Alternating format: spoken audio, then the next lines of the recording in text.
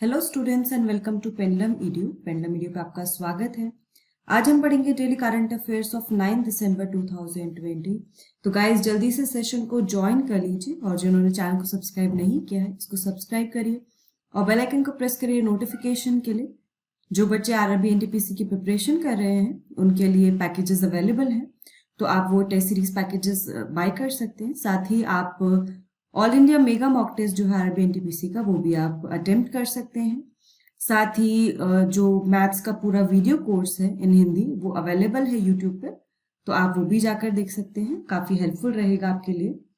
तो चलिए हम लोग पहले प्रीवियस डे के क्वेश्चंस और न्यूज़ रिवाइज कर लेते हैं, फिर हम आज की न्यूज़ देखेंगे।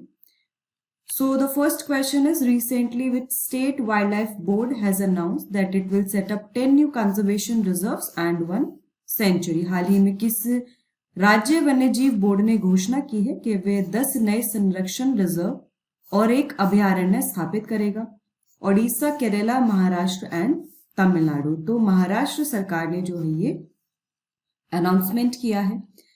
अगर हम बात करें कि महाराष्ट्र में टोटल कितने प्रोटेक्टेड एरियाज हैं, तो यहाँ पर 6 जो है वो नेशनल पार्क्स हैं। वो 6 नेशनल पार्क्स कौन से हैं? चंदोली है, देन गोगामल है, गोगामल नेशनल पार्क, देन इसके अलावा है नावेगांव, नावेगांव नेशनल पार्क, वन इज पैंच national park, next is Sanjay Gandhi, Sanjay Gandhi national park, and एक है तड़ोबा। ठीक है, और इसके अलावा 4 टाइगर रिजर्व्स हैं महाराष्ट्र में और करीब 41 वाइल्ड लाइफ सेंचुरीज हैं। और अगर हम ऑल ओवर इंडिया की बात करें तो टोटल 88 कंजर्वेशन रिजर्व्स जो हैं वो भारत में हैं। ठीक है, 88 कंजर्वेशन रिजर्व्स हैं और करीब 105 जो है नेशनल पार्क है। नेशनल पार्क की लिस्ट जाके आप वेबसाइट पर पढ़ सकते हैं। और 553 जो है वाइल्ड लाइफ सेंचुरीज हैं। ठीक है, नेक्स्ट देख लेते हैं। Next is, which of the following statement is correct about the International Civil Aviation Day? अंतर्राष्ट्रीय नागरिक उड्डयन दिवस के बारे में निम्नलिखित में से कौन सा कथन सही है? It is celebrated every year on 5 दिसंबर। ये हर साल 5 दिसंबर को मनाया जाता है। एंड जो इसकी थीम थी वो थी advancing innovation for global aviation development. So 1 only, 2 only, both 1 and 2 and none of the above. So correct statement पूछी है तो इसका आंसर ऑप्शन बी है, क्योंकि जो थीम है वो तो सही है लेकिन ये गलत है। जो इंटरनेशनल सिविल एविएशन डे है ये हर साल 7 दिसंबर को मनाया जाता है। एंड जो इकोनॉमिक और सोशल डेवलपमेंट में जो रोल है, जो इम्पोर्टेंस है सिविल एविएशन का, उसको हाईलाइट करने के लिए दिन मनाया जाता है। इंटरनेशनल सिविल एविएशन ऑर्गेनाइजेशन जो है ये यूएन की स्पेशलाइज्ड एजेंसी है। This is the specialized agency of United Nations. इसके अलावा ये जो है 1944 में स्टैब्लिश हुआ था। हेडक्वार्टर्स कहाँ है इसके? मॉन्ट्रियल मॉन्ट्रियल कनाडा में है। ठीक है, मॉन्ट्रियल प्रोटोकॉल भी इससे आपको याद आ रहा होगा। सो जो मॉन्ट्रियल प्रोटोकॉल है ये आपका क्लाइमेट चेंज से रिलेटेड है। ठीक है, इसमें क्या हुआ था मॉन्ट्रियल प्रोटोकॉल में, जो हार्मफुल सब्सटेंसेस हैं, जो हार्मफुल गैसेस हैं जो आपकी ओजोन लेयर को डिप्लीट करती हैं, उनके सब्सटेंसेस पे रोक लगाने के लिए ये मॉन्ट्रियल प्रोटोकॉल जो है लाया गया था। ये एक इंटरनेशनल ट्रीटी है और ये एक वन ऑफ द सक्सेसफुल जो प्रोटोकॉल्स हैं जो साइन हुए हैं, one of the most successful treaty है इन टर्म्स ऑफ अगर हम बात करें एनवायरमेंट पॉइंट ऑफ व्यू से। So next is, Bangladesh has signed it's first preferential trade agreement with which of the following country? Bangladesh ने निम्नलिखित में से किस देश के साथ अपना पहला अधिमान्य व्यापार समझौता किया है? India, Nepal, China and Bhutan. So क्या होगा इसका करेक्ट आंसर? इसका करेक्ट आंसर ऑप्शन डी यानी कि भूटान। बांग्लादेश ने अपने इंडिपेंडेंस के बाद पहला प्रेफरेंशियल ट्रेड एग्रीमेंट साइन किया है और वो भी भूटान के साथ किया है। भूटान और बांग्लादेश का जो ट्रेड वॉल्यूम है वो $50 मिलियन का है और जल्द ही बांग्लादेश 11 और पीटीए प्रेफरेंशियल ट्रेड एग्रीमेंट और फ्री ट्रेड एग्रीमेंट साइन करेगी। प्रेफरेंशियल ट्रेड एग्रीमेंट में क्या होता है कि दोनों कंट्रीज जो होती हैं वो कुछ सर्टेन प्रोडक्ट्स पे जो टैरिफ होता है उसको कम कर देती हैं, उसको प्रेफरेंशियल ट्रेड एग्रीमेंट कहा जाता है। Next is Indian arm forces flag day. ये हर वर्ष 7 दिसंबर को मनाया जाता है। और कब से मनाया जाता है ये? 1947, 1948, 1949 एंड 1950। सो इसका करेक्ट आंसर है 1949। Indian arm forces flag day हर वर्ष 7 दिसंबर को मनाया जाता है to honour all the martyrs and soldiers of Indian arm forces. और इस दिन पर सारे लोगों को रिक्वेस्ट किया जाता है कि जो armed forces flag day fund है, इसमें आप जो है डोनेट करिए, ताकि इस फंड के जरिए जो भी एक्स सर्विसमैन है, ठीक है, जो भी एक्स सर्विसमैन है, ठीक है, इसके अलावा जो वॉर विडोज हैं या फिर उनके डिपेंडेंट्स हैं, सो इन सबको जो है हेल्प प्रोवाइड की जाती है, इनके वेलफेयर के लिए जो है इस फंड का इस्तेमाल किया जाता है। आगे बढ़ते हैं। Next is which of the following has issued the advisory to private channels to follow ASCI guidelines for advertisement. निम्नलिखित में से किसने विज्ञापनों के लिए ASI के दिशा निर्देशों का पालन करने के लिए निजी चैनलों की एडवाइजरी जारी की है? Film and television institute of India, ministry of information and broadcasting, press council of India and telecom regulatory authority of India.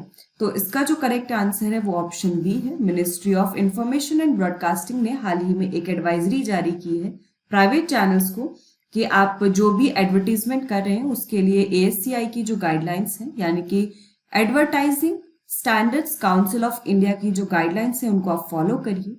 तो वो गाइडलाइंस इस तरह से है कि कोई भी अगर गेम वाला एडवर्टीजमेंट है तो उसमें एक डिस्क्लेमर आए कि वो रिस्पॉन्सिबल नहीं है फाइनेंशियल एस्पेक्ट और गेम की लत के लिए। इसके अलावा उनको कोई भी ऐसा ऑनलाइन गेम प्रमोट नहीं करना है जो ऐसे दिखाए कि इनकम जनरेटिंग एम्प्लॉयमेंट का ये एक ऑल्टरनेटिव है। इसके अलावा ऐसा भी नहीं दिखाना है उनको कि जो ये गेम खेल रहा है वो ज्यादा सक्सेसफुल है उन लोग से जो नहीं खेल रहे हैं। और इसके अलावा एक गाइडलाइन ये है कि जो डिस्क्लेमर है ये आपके एडवर्टीजमेंट का 20% स्पेस जो है उसको ऑक्यूपाई करना चाहिए। ठीक है। ASCI की हम बात करें, advertising standards council of India, तो ये 1985 में स्टैब्लिश हुई थी। ये एक नॉन गवर्नमेंट बॉडी है। ठीक है, ये सरकारी नहीं है, नॉन गवर्नमेंट बॉडी है, गैर सरकारी निकाय है एंड ये सेल्फ रेगुलेटरी है। जो एडवर्टीजमेंट होती हैं उनको रेगुलेट करती है for the protection of consumers. Next is recently GR Udwani has passed away, he was the sitting जज ऑफ डैश। हाल ही में GR उद्वानी का निधन हो गया, वे डैश के आसीन न्यायाधीश थे। Chhattisgarh high court, Calcutta high court, Gujarat high court and Jharkhand high court. So क्या होगा इसका करेक्ट आंसर? इसका करेक्ट आंसर होगा option C, that is Gujarat high court. और जो भी हाई कोर्ट के जज होते हैं वो सबसे पहले सिटीजन ऑफ इंडिया होने चाहिए। दूसरा, वो किसी भी टेरिटरी में, इंडिया की टेरिटरी में उन्होंने जुडिशियल ऑफिस 10 साल के लिए हेल्ड किया हो, या फिर वो हाई कोर्ट में 10 साल के लिए एडवोकेट रहे हो। अच्छा, अपॉइंटमेंट कौन करता है? जज का अपॉइंटमेंट, हाई कोर्ट के जो जजेस होते हैं इनका अपॉइंटमेंट जो है वो प्रेसिडेंट के द्वारा किया जाता है एंड आफ्टर कंसल्टेशन किस किस की ली जाती है? Consultation with chief justice of India, chief justice of high court and governor of that particular state. ठीक है, इनकी कंसल्टेशन के बाद ही, इनके परामर्श के बाद ही प्रेसिडेंट जो है वो हाई कोर्ट के जज को अपॉइंट करते हैं। और जो हाई कोर्ट के जज का टेन्योर होता है वो 62 साल का होता है, 62 ईयर्स तक का होता है। और इनको रिमूव भी प्रेसिडेंट के ऑर्डर के द्वारा ही किया जाता है। उससे पहले जो दोनों हाउसेज है पार्लियामेंट के, उनके द्वारा एक मोशन पास किया जाता है, फिर प्रेसिडेंट डिसाइड करते हैं, फाइनल ऑर्डर पास करते हैं रिमूवल के लिए। Next is which of the statement is correct about Ayush. तो इसमें जो न्यूज है पहले हम वो डिस्कस कर लेते हैं। मिनिस्ट्री ऑफ आयुष और जो ministry of commerce and industry है वो एक एक्सपोर्ट प्रमोशन काउंसिल सेटअप करेंगे ताकि आयुष एक्सपोर्ट को बढ़ावा दिया जा सके। ये स्टेटमेंट सही है और ये डिसीजन हाल ही में जो आयुष ट्रेड एंड इंडस्ट्री की जॉइंट रिव्यू मीटिंग हुई थी उसमें लिया गया था। और यहाँ पर जो है आयुष मंत्रालय bureau of Indian standards BIS के साथ काम करेगा ताकि जो आयुष प्रोडक्ट्स हैं वो इंटरनेशनल स्टैंडर्ड्स को मीट कर सकें। आयुष की हम बात करें तो ये स्टैंड करता है for Ayurveda, yoga and naturopathy, यूनानी सिद्धा एंड होम्योपैथी। ये स्टेटमेंट भी सही है। आयुष मंत्रालय जो है उसके करंट मिनिस्टर श्रीपद येसो नायक है। ये स्टेटमेंट भी सही है, तो उसका करेक्ट आंसर ऑप्शन डी होगा। Next is Archaeological Survey of India has put up barricades around Hampi Stone Chariot located in dash। भारतीय पुरातत्व सर्वेक्षण ने डैश में स्थित हम्पी के पत्थर के रथ के चारों ओर बैरिकेड्स लगा दिए हैं। कर्नाटका, उड़ीसा, तमिलनाडु एंड महाराष्ट्र। सो क्या होगा इसका करेक्ट आंसर? इसका करेक्ट आंसर होगा ऑप्शन ए यानी कि कर्नाटका। हाल ही में आर्कियोलॉजिकल सर्वे ऑफ इंडिया ने हम्पी स्टोन चैरियट जो कि कर्नाटका में स्थित है वहां पर बैरिकेडिंग लगा दी है ताकि लोग उस पर चढ़े ना और वो प्रोटेक्टेड रहे मॉन्यूमेंट। जो हम्पी स्टोन चैरियट है ये one of the famous 3 stone chariots जो है उनमें से एक है। ये गरुड़ भगवान को जो है समर्पित है। It is dedicated to Garuda and ये विजयनगर एम्पायर के टाइम का ये जो है मंदिर है, जो स्टोन चैरियट है। एंड इसके अलावा 2 और जो फेमस स्टोन चैरियट्स हैं, फेमस चैरियट्स जो हैं स्टोन चैरियट्स, उनमें एक है जो कोणार्क उड़ीसा में लोकेटेड है और दूसरा है जो महाबलीपुरम तमिलनाडु में लोकेटेड है। ओके, चलिए आगे चलते हैं। Next is Japan's Hayabusa 2 recently landed safely in Australia with samples of which asteroid? Japan का हायाबुसा 2 हाल ही में किस क्षुद्र ग्रह के नमूने के साथ ऑस्ट्रेलिया में सुरक्षित रूप से उतरा है? Itokawa, Ryugu, Bennu and Aten. तो क्या होगा इसका correct answer? The correct answer will be option B, that is Ryugu. ये हमने डिस्कस भी किया था। सो जापान की जो एरोस्पेस एक्सप्लोरेशन एजेंसी है उसने ये हायाबुसा 2 लॉन्च किया था ताकि ये एस्टेरॉयड राइगू से सैंपल्स कलेक्ट करके लेकर आ सके। ये जो स्पेस क्राफ्ट था इस मिशन के लिए ये 2014 में लॉन्च हुआ था। इससे पहले हायाबुसा फर्स्ट जो है वो लॉन्च किया गया था। ये 2003 में लॉन्च किया गया था जापान के द्वारा और ये एस्टेरॉयड इटोकावा के लिए ये लॉन्च किया गया था। ठीक है, एंड जो 2014 वाला हायाबुसा 2 है that was launch for Ryugu asteroid. Next is China will become dash country to bring samples from moon if it succeeds in bringing samples recently collected by Chang'e 5 probe. चीन चंद्रमा से नमूने लाने वाला dash देश बन जाएगा यदि यह हाल ही में चेंगी 5 प्रोब द्वारा एकत्र किए गए नमूने लाने में सफल रहा। First, second, third and fourth. So the correct answer will be option C. अभी हाल ही में जो चाइना का एक मिशन गया था मून पर, वहां से सैंपल्स कलेक्ट करने के लिए, तो चेंगे 5 मिशन लॉन्च किया गया था एंड जो इसका प्रोब है इसने वहां से सैंपल्स कलेक्ट किए हैं एंड फाइनली उसने ऑर्बिटर के साथ डॉक कर लिया है एंड सैंपल्स ट्रांसफर कर दिए हैं। अब जो ऑर्बिटर है it is returning back to earth और ये सैंपल्स कलेक्ट करके ला रहा है और अगर ये सक्सेसफुली लेकर आता है सैंपल मून से तो ऐसा करने वाला चाइना तीसरा देश बन जाएगा after US and Soviet union. इससे पहले यूएस और सोवियत यूनियन ऐसा कर चुके हैं इन 1960s एंड 70s। ठीक है, और अब इसके बाद जो चाइना है ये तीसरा देश होगा ऐसा। Next is which of the following metro project was virtually inaugurated by PM Modi in December 2020? दिसंबर 2020 में PM मोदी ने निम्नलिखित में से किस मेट्रो परियोजना का उद्घाटन किया था? Lucknow metro project, Agra metro project, Kanpur metro project and Varanasi metro project. तो क्या होगा इसका करेक्ट आंसर? इसका करेक्ट आंसर होगा ऑप्शन बी। अभी हाल ही में आगरा मेट्रो प्रोजेक्ट को लॉन्च किया गया है, वर्चुअली इनॉग्रेट किया गया है। ये टोटल 29.4 किलोमीटर का कॉरिडोर होगा। इसमें 2 पार्ट होंगे, एक सिकंदरा से ताज ईस्ट गेट कॉरिडोर होगा और दूसरा आगरा कैंट से लेकर कालिंदी विहार तक होगा। और इसको लगभग 5 साल लगेंगे कंप्लीट होने में। और Uttar Pradesh metro rail corporation जो एक जॉइंट वेंचर है, जॉइंटली ओन्ड है by Uttar Pradesh government and government of India के द्वारा, ठीक है, ये इसको इम्प्लीमेंट करेगा, इस प्रोजेक्ट को कंप्लीट करेगा। इस प्रोजेक्ट को पिछले साल 2019 में अप्रूव किया गया था, फरवरी 2019 में। सो हमने फ्रेंड्स यहाँ पर जो भी प्रीवियस डे के क्वेश्चंस हैं, न्यूज़ है, वो कवर कर ली हैं। अब हम आज की न्यूज़ देख लेते हैं। द फर्स्ट वन है serum institute of India applies for emergency approval of Covishield vaccine. Serum institute of India ने वर्ल्ड की लार्जेस्ट वैक्सीन मेकर है जो, इसने अप्लाई किया है इमरजेंसी अप्रूवल के लिए, जो उसके द्वारा एक वैक्सीन बनाई गई है कोविशील्ड के नाम से। फाइजर के बाद ये ओनली सेकेंड कंपनी है जिसने अप्रूवल के लिए जो है फाइल किया है। एंड आपको याद होगा कि फाइजर जो है इसको इमरजेंसी अप्रूवल मिल भी चुका है इन फाइजर बायोएनटेक ने मिलकर जो एक वैक्सीन बनाया है, इसको यूके के द्वारा अप्रूवल भी मिल गया है, emergency approval. And serum institute of India जो है फाइजर के बाद सेकेंड कंपनी है जिसने अप्रूवल के लिए जो है अप्लाई किया है। एंड रिसेंटली भारत बायोटेक ने भी जो वैक्सीन है कोवैक्सीन के नाम से, जो ये कोविड-19 की वैक्सीन लॉन्च कर रहा है, इसने भी अप्लाई किया है for the emergency approval.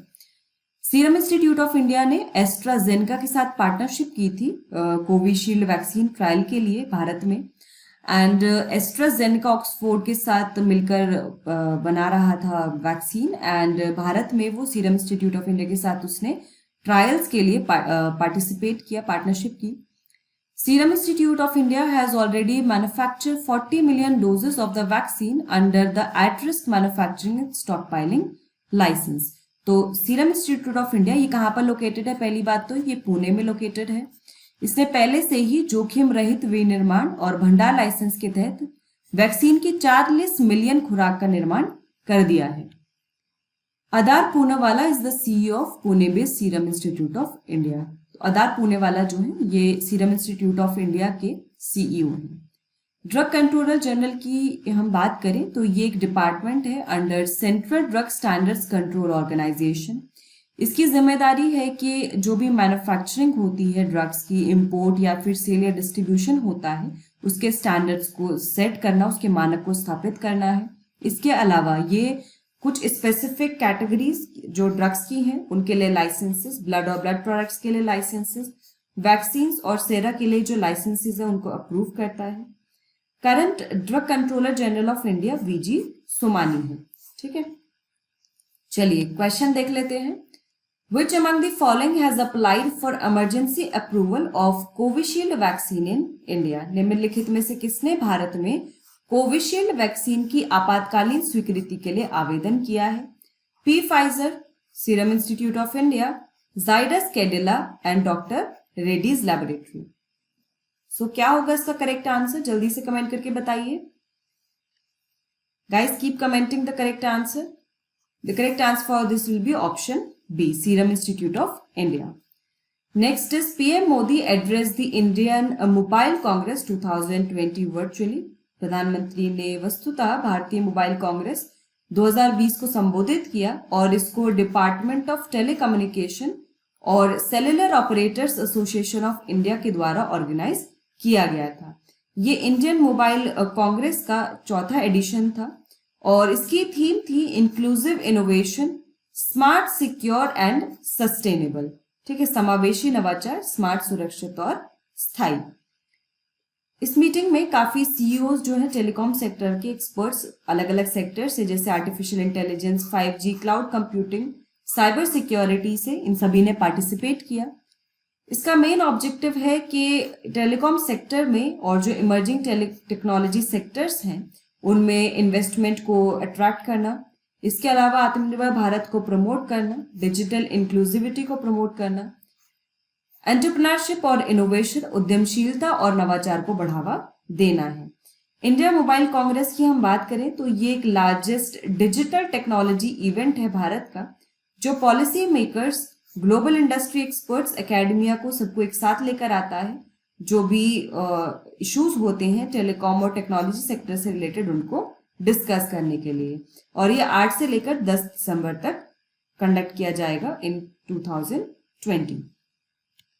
So question है, विच of the following statement is correct about India mobile Congress 2020? भारतीय मोबाइल कांग्रेस 2020 के बारे में निम्नलिखित में से कौन सा कथन सही है?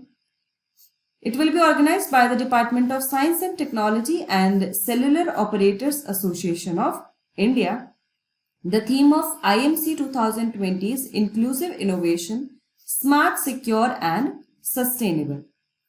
So इसका करेक्ट आंसर होगा option B, that is true only, क्योंकि जो पहला स्टेटमेंट है वो गलत है। ये department of science and technology नहीं, department of telecommunication and cellular operators association of India के द्वारा ऑर्गेनाइज किया जा रहा है। चलिए नेक्स्ट न्यूज देखते हैं। इन्वेस्ट इंडिया को विनर डिक्लेयर कर दिया गया है of 2020 United Nations investment promotion award का, और ये अनाउंसमेंट अंकटेड के द्वारा किया गया in its headquarters in Geneva. और ये जो अवार्ड है ये उन इन्वेस्टमेंट प्रमोशन एजेंसीज की बेस्ट प्रैक्टिसेस और अचीवमेंट्स को रिकॉग्नाइज करता है जिन्होंने काफी अच्छा जो है परफॉर्म किया है in terms of promoting investment. UNCTAD ने अभी के अवार्ड को अनाउंस करने के लिए 180 इन्वेस्टमेंट प्रमोशन एजेंसीज के काम को एक्सेस किया था। कुछ उन्होंने हाईलाइट किया अंकटेड ने कि कितनी अच्छी प्रैक्टिसेस जो हैं वो इन्वेस्ट इंडिया के द्वारा फॉलो की गई हैं, जैसे business immunity platform, exclusive investment forum webinar series, it's social media engagement, focus Covid response teams were created. तो इस तरह की जो गुड प्रैक्टिसेस हैं वो इन्वेस्ट इंडिया के द्वारा जो है की गई थी। यूएन इन्वेस्टमेंट प्रमोशन की हम बात करें, प्रमोशन अवार्ड की, तो ये बहुत ही ज्यादा ऑनरेबल अवार्ड है इन्वेस्टमेंट प्रमोशन एजेंसीज के लिए। इससे पहले जर्मनी, साउथ कोरिया और सिंगापुर ने भी अवार्ड जीता हुआ है।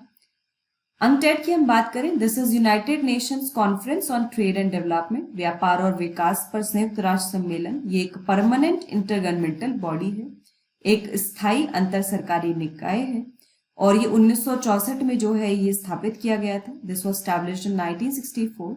ये एक सेंट्रल एजेंसी है जो आईपीएस होती हैं, यानी कि जो भी इन्वेस्टमेंट प्रमोशन एजेंसीज होती हैं उनके कार्यों को ये देखता है, उनकी परफॉर्मेंस को मॉनिटर करता है, और फिर जो भी बेस्ट प्रैक्टिसेस होती हैं वर्ल्ड वाइड उसको रिकॉग्नाइज करता है।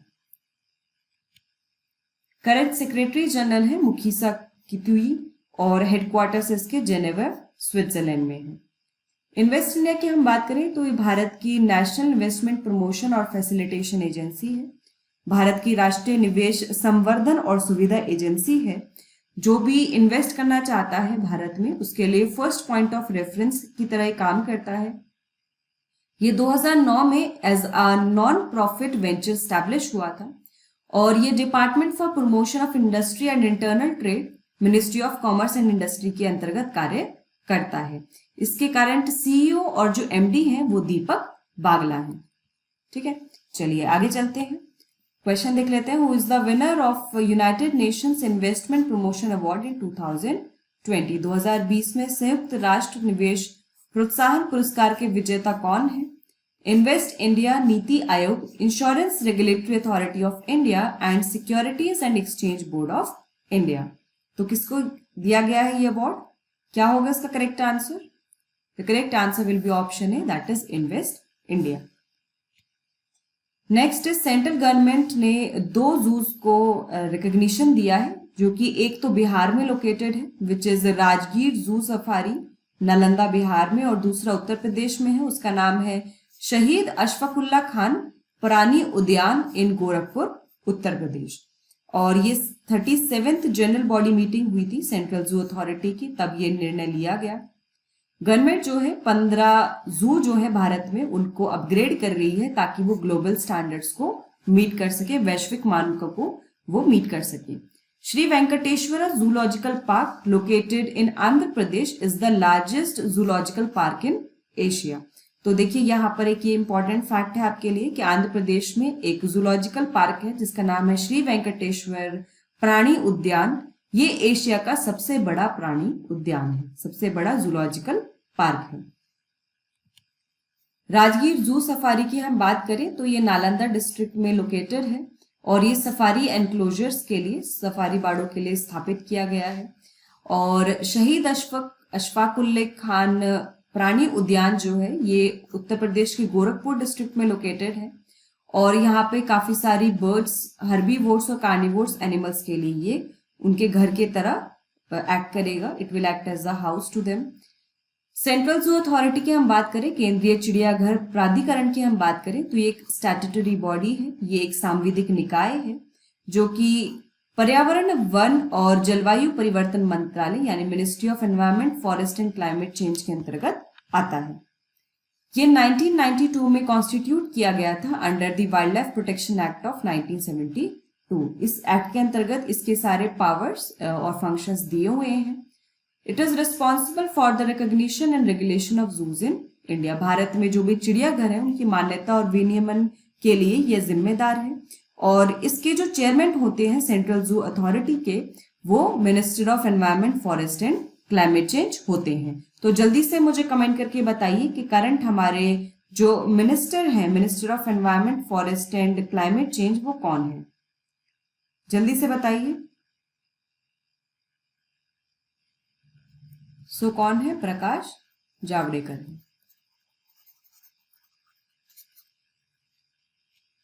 क्वेश्चन देख लेते हैं। शहीद अशफाकुल्ला खान प्राणी उद्यान zoos located in the state of dash.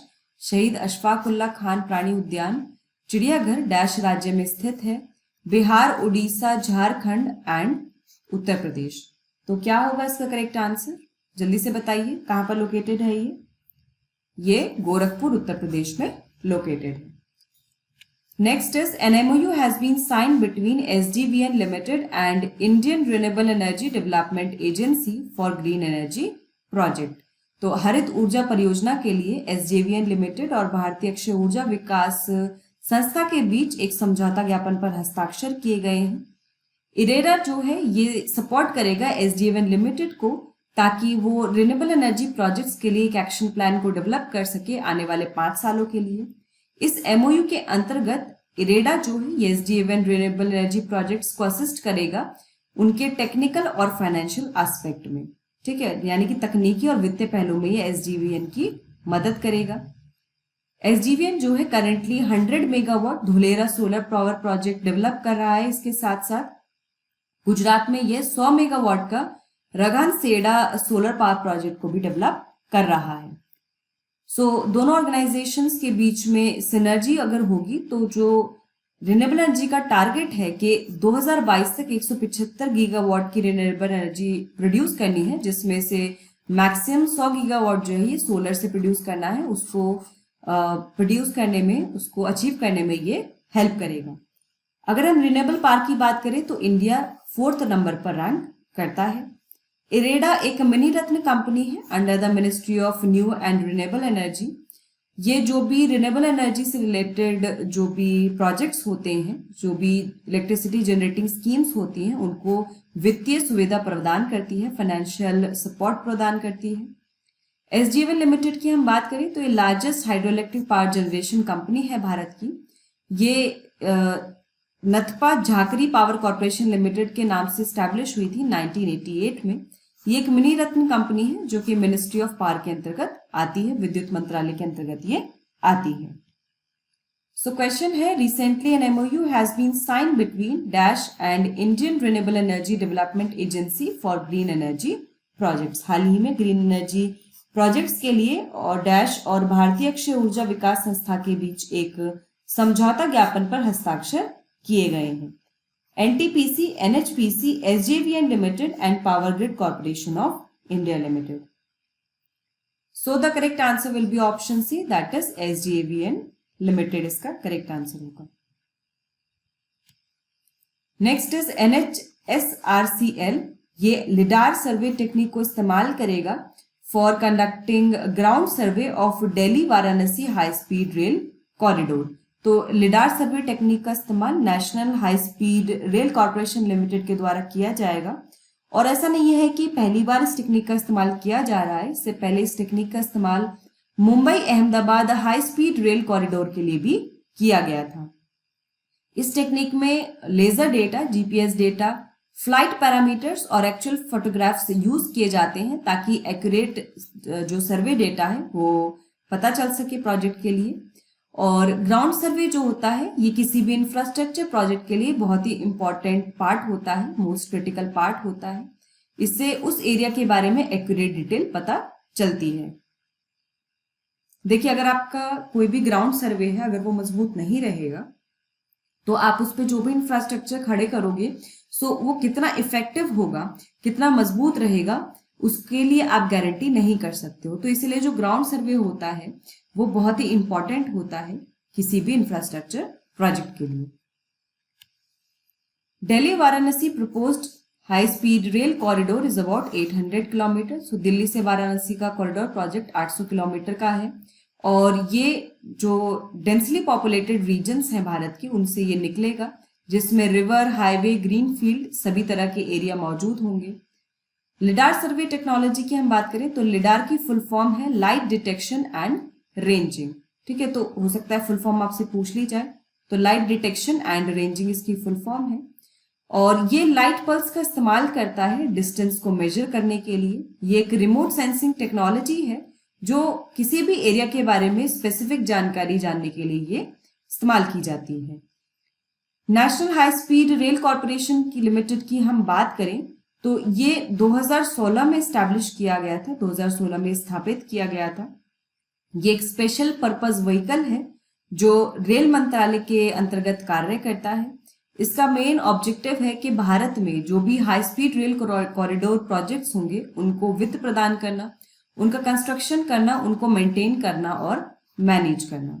तो भारत में जो भी high speed rail corridor project proposed हैं उनमें से कुछ हैं Ahmedabad Mumbai high speed rail corridor project, Delhi Kolkata high speed rail corridor project, Mumbai Nashik Nagpur high speed rail corridor project, Chennai Bengaluru Mysuru and Delhi Chandigarh Ludhiana Jalandhar Amritsar. तो ये सारे ही जो है प्रपोज्ड प्रोजेक्ट्स हैं for high speed rail corporation in India.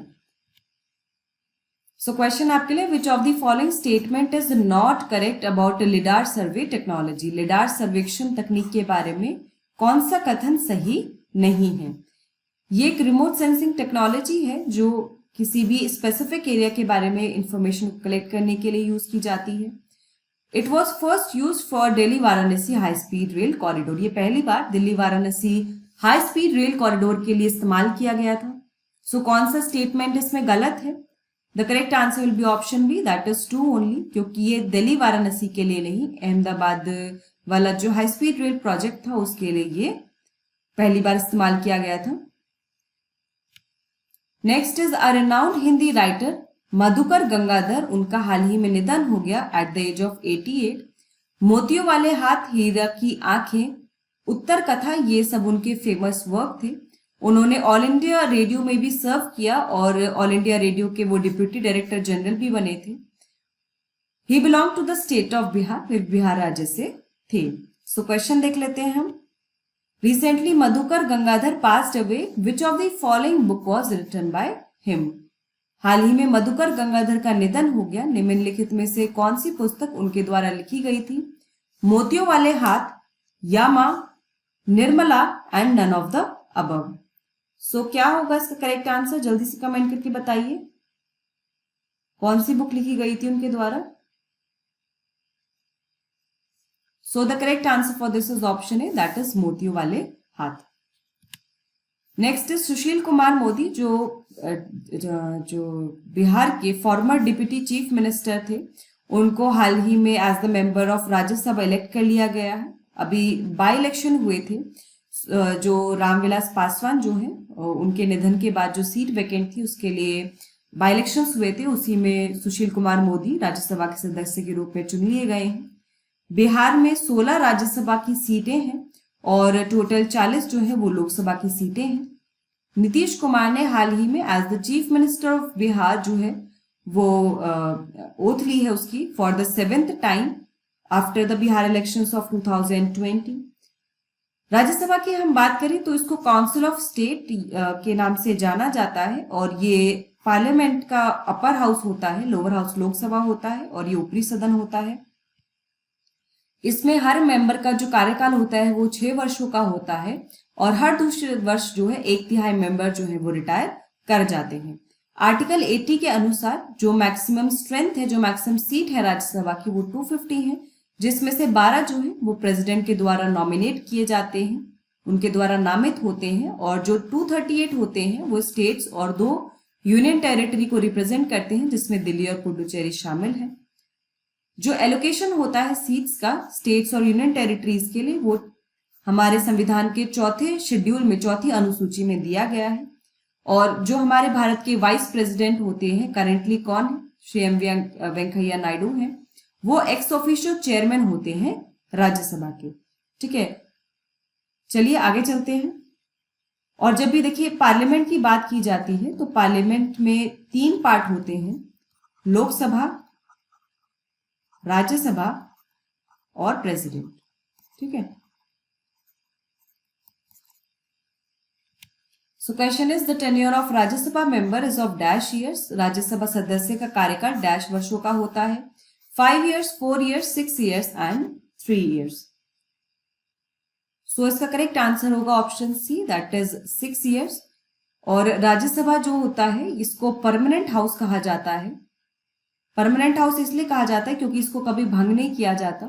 ठीक है, और इसमें हमेशा मेंबर्स बने रहते हैं क्योंकि 1/3 मेंबर जो है वो हर दूसरे वर्ष रिटायर होते हैं।